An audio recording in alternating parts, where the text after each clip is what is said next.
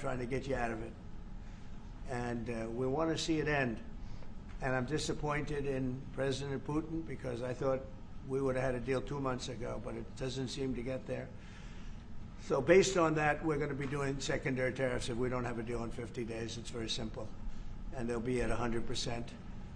And that's the way it is. That can be more simple. It's just the way it is. I hope we don't have to do it. But regardless, we are going to be, we make the greatest military equipment in the world, whether it's missiles. You saw that recently in Iran, the way those planes flew in. They hit every single, 14 bombs hit every target. Then you had the helicopters shoot a total of 30 bombs, 30 missiles, and they hit every single, Marco, is that right? Every single, Pete? Every single target. And it was, I guess, on a scale of 0 to 10, they say it was about a 15. That's how successful it was. That's how lethal it was, a word they like to use nowadays. But it was an amazing, well-organized attack that people in this country want to do for 24 years. You know, when we had the pilots in last week, they were saying, sir, we've been practicing this for 24 years, meaning people, not them, but other people that are a little older now. But they too, and you were the one that let us do it.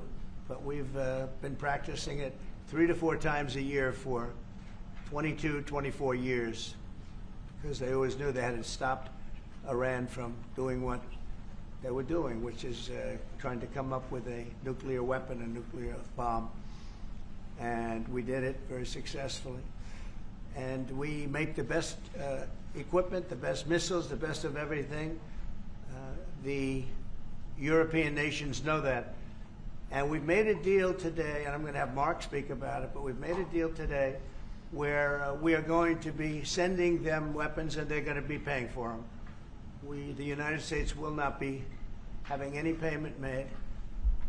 We are not buying it, but we will manufacture it and they're going to be paying for it.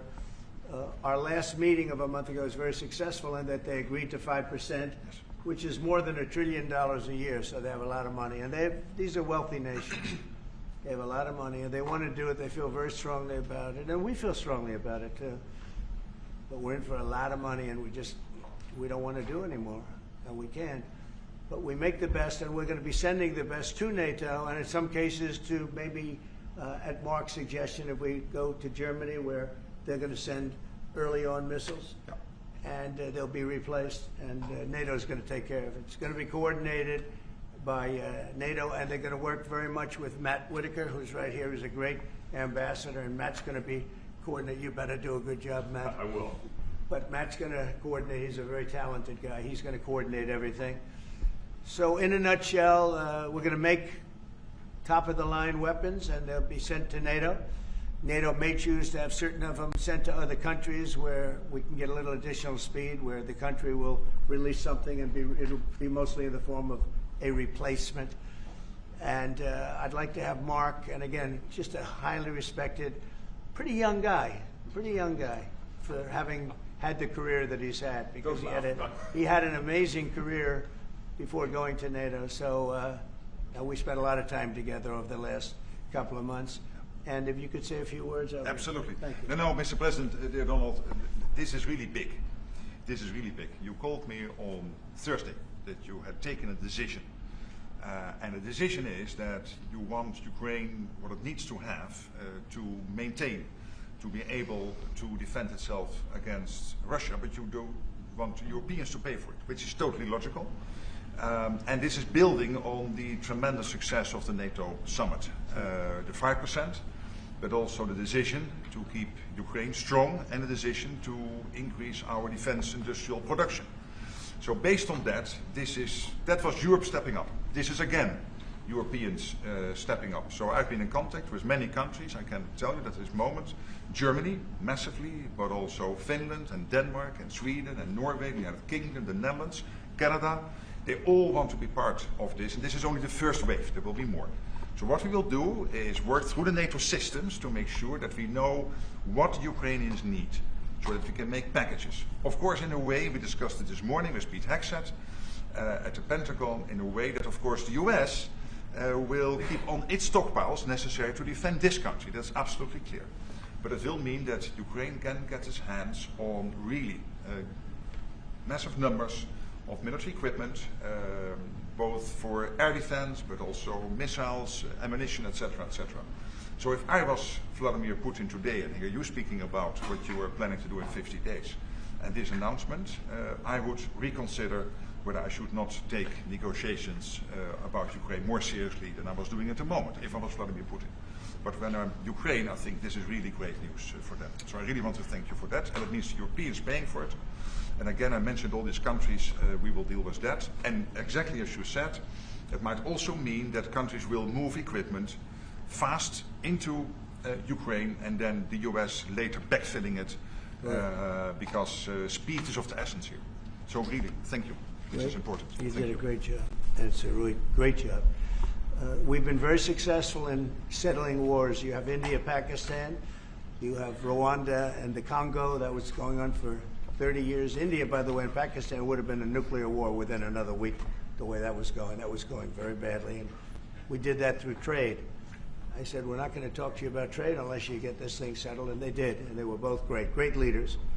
And they were great. But Rwanda and the Congo, that was going on for 30 years.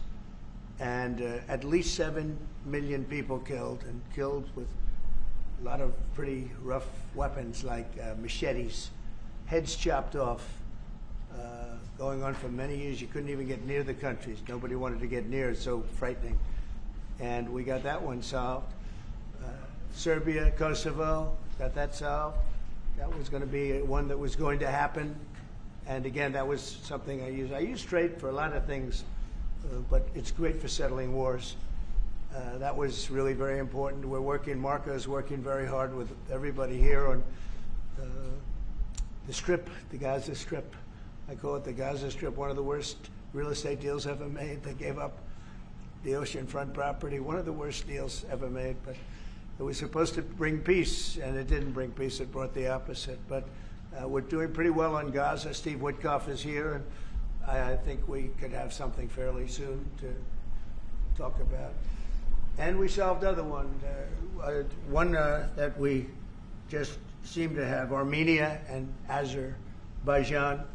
It looks like that's going to come to a conclusion, successful conclusion. We worked on Egypt with a next-door neighbor who is a good neighbor. They're friends of mine, but they happened to build a dam which closed up water going into a thing called the Nile. I think if I'm Egypt, I want to have water in the Nile, and we're working on that one. It's a problem, but it's going to get solved. They built one of the biggest dams in the world, a little bit outside of Egypt. You know about that? You've been hearing about that one. And that turned out to be a big problem. I don't know. I think the United States funded the dam. I don't know why they didn't solve the problem before they built the dam.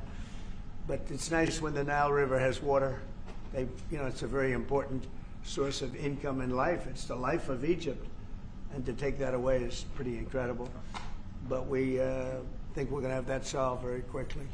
So we do good. The only one we haven't been able to get to yet is Russia.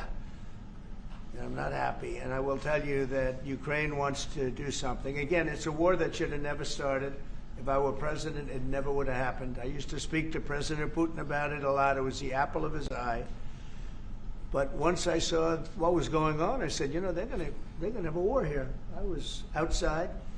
The election was rigged. And I was outside looking in. And I said, that thing's going to be a war. Couldn't believe it. Because what Biden said was the exact opposite of what should have been said. And it started, and it's a real mess. We're losing, I guess they're losing 5,000 or 6,000 people a day. It's actually now more. I was saying 5,000 a day. It's actually more now. Mostly soldiers, but a lot of people in cities and towns that are getting blown up too. It's a horrible war, and it should be stopped. And so if it's not done, if we don't have an agreement in 50 days, that's what we're doing, secondary tariffs. And they're biting. And I hope we don't get to the point where we do, but I've been hearing so much talk. It's all talk. It's all talk, and then missiles go into Kiev and kill 60 people. It's got to stop. It's got to stop. But the purpose of this is to say that this is a very big deal we've made. This is billions of dollars worth of military equipment is going to be purchased from the United States, going to NATO, etc. And that's going to be quickly distributed to the battlefield. Ukraine will take it up. And, you know, say what you want about Ukraine. When the war started, they had no chance. And they still would have had no chance if the equipment, they had the best equipment, because we do make the best planes and missiles, and we make the best military equipment in the world by far. And we have new things coming out that are beyond belief, and I'm very excited about the Golden Dome. It's going to give us very strong protection. We've already started that. But they had courage, because somebody has to use that equipment. And they fought with tremendous courage, and they continue to fight with tremendous courage. But they don't have, they're losing on equipment, and Russia's really taken a very positive, very strong, I mean, what they've done the last couple of weeks. Without military reasons. So what they are doing is 700 drones a day, missiles, bombing cities. This is not because of military goals. It is just creating panic, keeping people out of their sleeps, hitting towns. It's really terrible, and it is meaning a lot of people lose their lives, but also the infrastructure, whole cities being they're wiping out the electric. It's going to take years to rebuild it. That's going to be the next problem, because but that's going to take a long time. Cities, many of the cities are knocked down to the ground. Many of the people have left, but many have stayed. I don't know. They actually stay. And most have stayed, actually. It's incredible that they stay, and knowing that a missile could be hitting your apartment house, and your apartment house that you're sitting in could collapse on top of you. And they do very heavy construction. They don't use rebar. They do very thick concrete construction.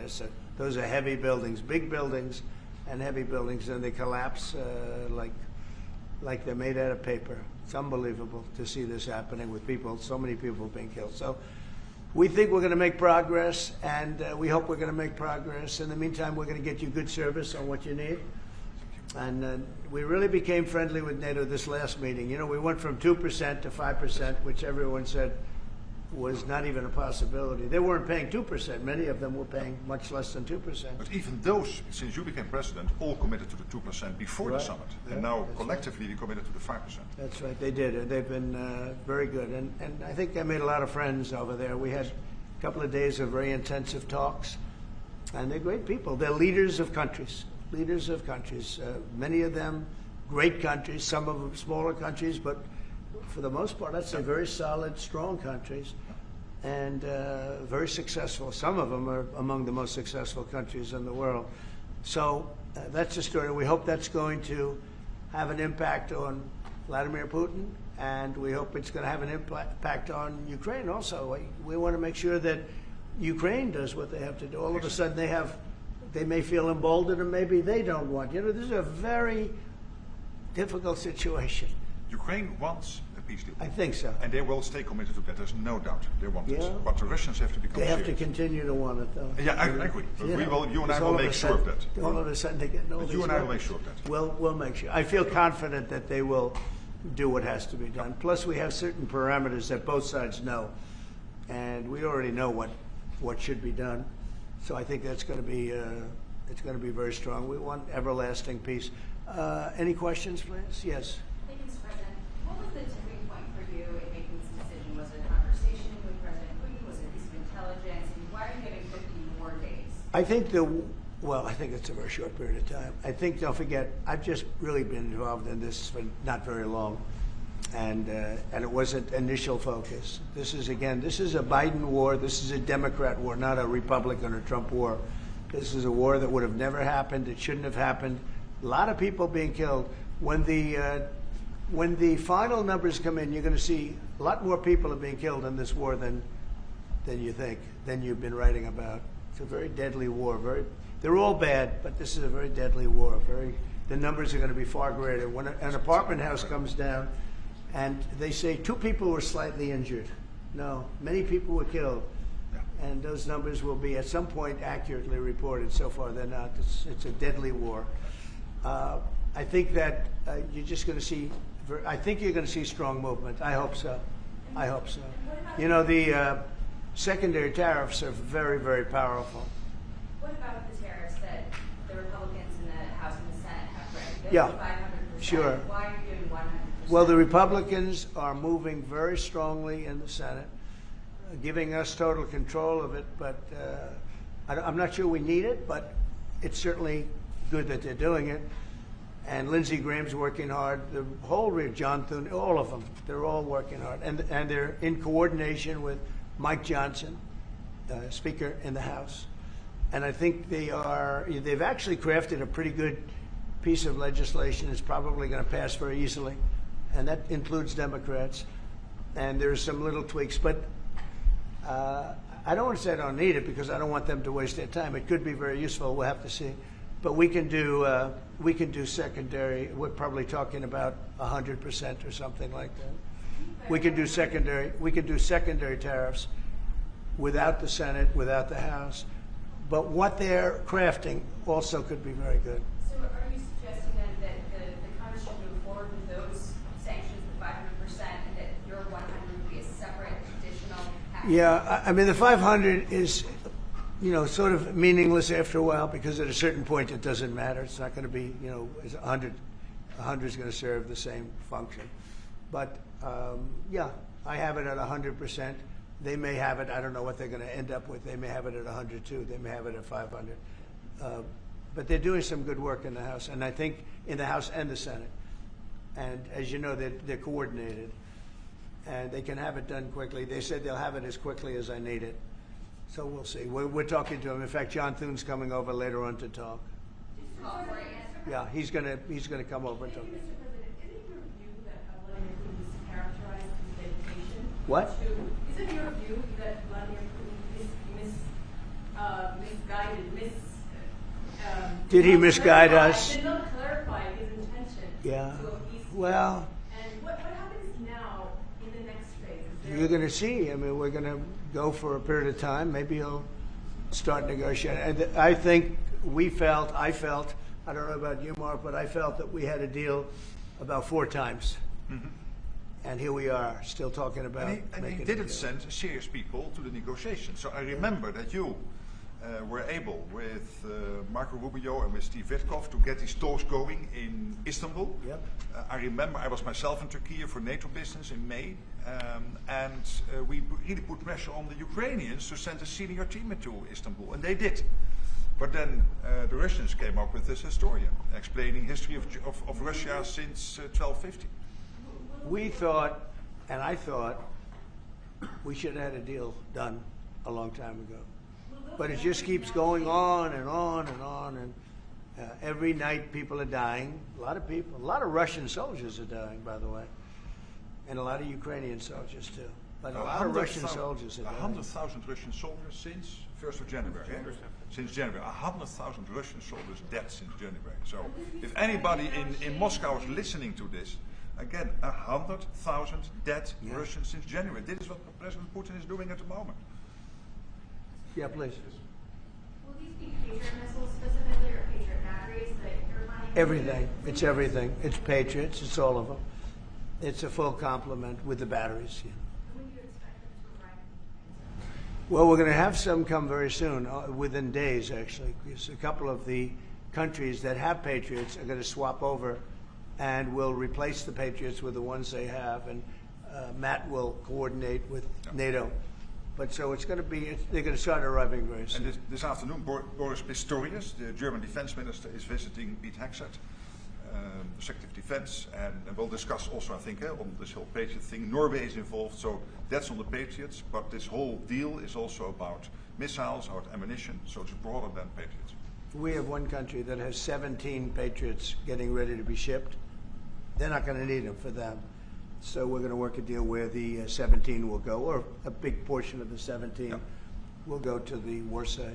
Mr. President. And that can be done very quickly. Mr. President. Yeah, please. Could this transaction with NATO be viewed as a step towards achieving peace, letting Putin know that now Zelensky has a little bit more powerful tools in his tool chest, and maybe that brings him to the table to achieve peace? I know that you want to do that. Brian, that's what we've been saying. I think you might have expressed it better if you want to know the truth.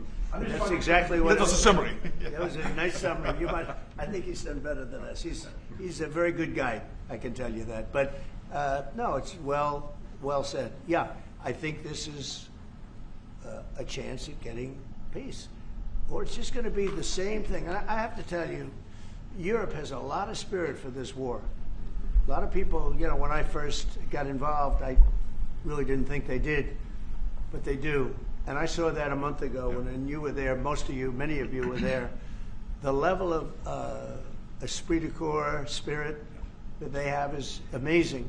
They really think it's a very, very important thing to do, or they wouldn't be doing it. Look, they're agreeing to, just, you know, they're paying for everything. We're not paying anymore. We have an ocean separating us. I said, we have a problem. We make the best stuff, but we can't keep doing this. And Biden should have done this years ago.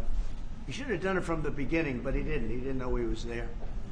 This guy, what a horrible job they did for this country. And I just hope between the border and this and so many other, inflation, what a horrible administration. The worst administration in history, in my opinion. It's not my opinion. I think it's everybody's opinion. But this is something that shouldn't have happened, and we're going to see if we can end it. If I can follow up. I do want to make one statement. Again, I said it before. This is not Trump's war. We're here to try and get it finished and settled and whatever. Because nobody wins with this. This is a loser from every standpoint. But from day This one, was Biden, and this was other people. And it's very sad. It's a very sad situation. This gentleman's doing a great job. He's going to, I think he's going to get it, and Matt and everybody else that's working on it. I think you'll get this thing over with, hopefully. Mr. Yeah. President, you've praised European countries today as standing up for Ukraine as being strong. Will you allow them to continue to negotiate tariffs lower than 30% before August 1st, or is the deal settled? What does that mean? You mean you're talking about the tariffs? saying on Oh, tariffs. you're back on tariffs. You're on a more friendly tariff, right? A little bit more friendly tariff. No, we're going to be talking to people. We have, you know, I watched a show this morning. They were talking about, well, when's he going to make the deal? The deals are already made. The letters are the deals. The deals are made. There are no deals to make. They would like to do a different kind of a deal, and we're always open to talk. We are open to talk, including to Europe. In fact, they're coming over. They'd like to talk to us. Mr. President, is there any concern about the U.S. stockpiles? There was a pause in delivery of weaponry to Ukraine in order to evaluate, apparently, U.S. stockpiles. What came out of that? Evaluation. I mean, this was a very big, what we're talking about today is a very, very big day. And what Pete was doing, and me too, I knew what Pete was doing, was evaluation, because we knew this was going to happen. And now we actually announced it. They voted on it. It's all been done. So obviously that has a big impact on, you know, when you say pause, obviously you're not going to be doing things if you don't know what's going to happen here. But we were pretty sure this was going to happen, so we did a little bit of a pause. But this is a very big, event today. This is something very big. If the war escalates further, how far are you willing to go in response? In what? How far are you willing to go if Putin were to escalate, send more bombs? Don't ask me a question like that. How far? I don't know. I want to get the war settled. They're not Americans that are dying in it, and you know I have a problem, and JD has a problem. It's a stance that he's had for a long time. They're not Americans dying, but there are a lot of people dying, and on something that should be able to be settled, and we all agree with that. This group of people, that, you know, we want to defend our country, but you know, ultimately, having a strong Europe is a very good thing. It's a very good thing. So I'm okay with that. Yeah, please, in the back. Yeah, is there a ceiling on what the Europeans are willing to pay for? And it sounds like, well, are you ruling out the U.S. paying from the conditional weapons to withdraw that authority? shall I try to answer Please. that? Because Yeah. basically what the president is saying, that he is willing, of course, taking consideration what the U.S. needs itself. So it's not that you can have a shopping list and you can order whatever you want, because the U.S. has to make sure that the U.S. keeps its hand on what the U.S. needs, also to keep the whole world safe, because in the end you are the police agent of the whole world. You are the most powerful nation on earth, the most powerful military on earth. But given that, the U.S. has decided to indeed massively supply Ukraine with what is necessary through NATO. Europeans 100% paying for that. And what we have been doing over the last couple of days is talking with countries, and I just mentioned the ones who in the first wave immediately said, we want to chip in. And then you are really talking about big numbers. Take Germany visiting today. They are really talking about big numbers. Can you get some clarity? I will say that I spoke with Germany, spoke with most of the larger countries, and they are really enthusiastic about this. They want to, and you know, they're willing to go very far. I will tell you, you know, as per your question, how far would I go? They want to go very far. They don't want this to happen. That's why I think from Putin's standpoint, it would really be good. He gets the country, his economy is doing very poorly, and he's got to get his economy back. He's got to save his economy. He could save his country in a sense, but the economy can be destroyed. He's destroyed a lot of countries over the years. He wants to get that economy back. And, you know, he's got a great country for trading and other things. If they could use the assets instead of war, he's got some tremendous potential. That's what I would say. How did you deliver this news to Putin? Say it? How did you tell Putin this was happening? I speak to him a lot about getting this thing done. And I always hang up and say, well, that was a nice phone call. And then missiles are launched into Kiev or some other city. And I said, it's strange. And after that happens 3 or 4 times, you say, the talk doesn't mean anything. My conversations with him are always very pleasant. I say, isn't that a very lovely conversation?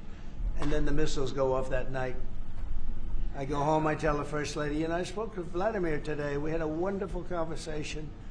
She said, oh, really? Another city was just hit. So it's like, look, he's, I don't want to say he's an assassin, but he's a tough guy.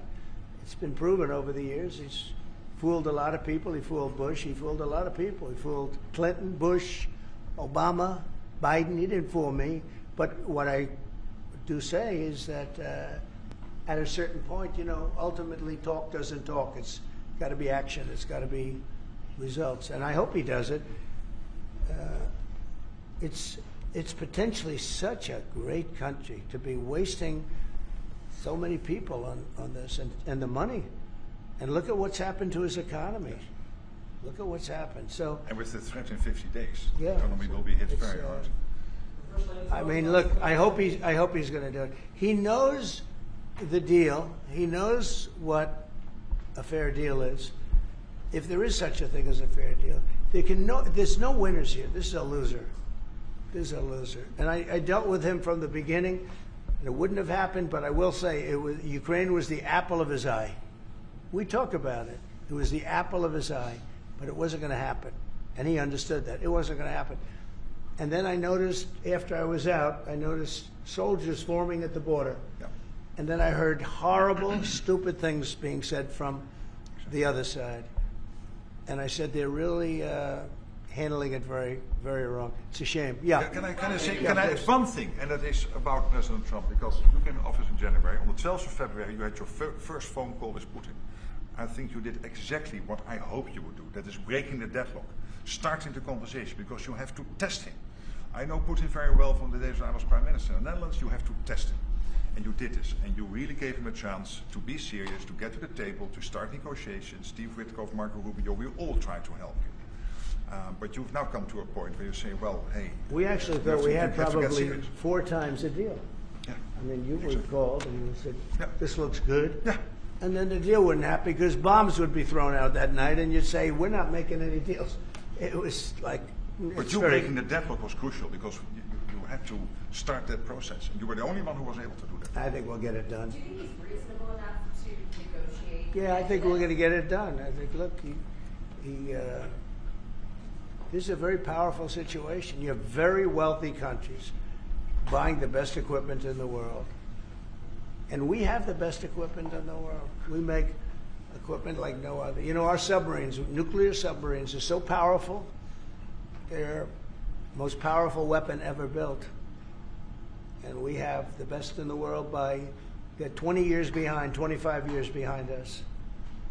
We have the greatest equipment anywhere in the world. I just hope we don't have to use it. Yeah, please. Thank you, Mr. President. On a separate topic here, President Biden, of all people, spoke to the New York Times over the weekend. He did not speak to them on the record during his time in office at all. He spoke to them recently. And he defended his use of the autopen and said that he same time, the Times reports that he did not individually approve each name for the categorical pardons that applied to large numbers of people. What are your take on that? Any new revelations from Well, I mean, you're talking about the auto pen. Look, the auto pen, I think, is maybe one of the biggest scandals that we've had in 50 to 100 years. This is a tremendous scandal. And I know the people on the other side of the, see that desk, that Resolute desk? Unfortunately, he used it before me. But, you know, we have our choice of 7 desks. They're all beautiful, but I chose the Resolute, and so did he, unfortunately. But the people on the other side of the Resolute desk, I know them. Lisa, the whole group, and they're no good. They're sick people. And I guarantee he knew nothing about what he was signing. I guarantee it. So they're going to figure it out, and we'll see what happens. But to me, the auto pen, you know, you elected president. You know what the auto pen is supposed to do? Sign thousands of letters from young people that write. We get thousands of letters a week, Susie, right? Thousands. I mean, tens of thousands sometimes. I look at a room, there's a room where we have many, many people working, responding and sending letters back. That's what an auto pen's supposed to be. To write to a young 7-year-old boy that writes to the president, and he wants to be president someday, and he loves America. That's what the auto pen's supposed to be. It's not supposed to be for signing major legislation and all of the things.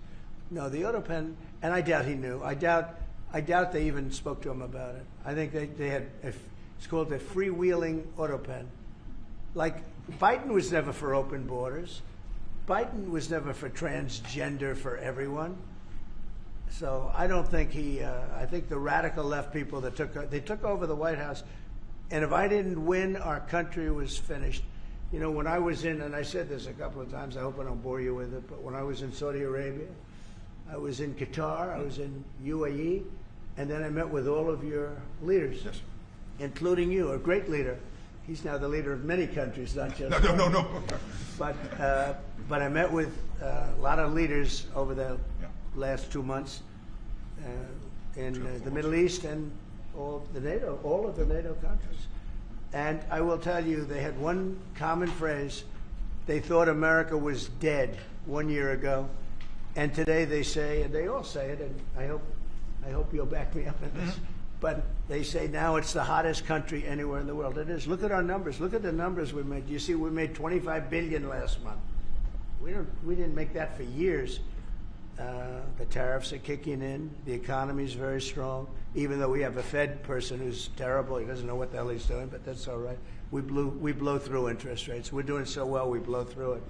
Be nice because people would be able to buy housing a lot easier. But think of it. We thought your country was dead, and they were dealing with China because they were really going to China, but not anymore. But we thought your country was dead, and now you have the hottest country anywhere in the world.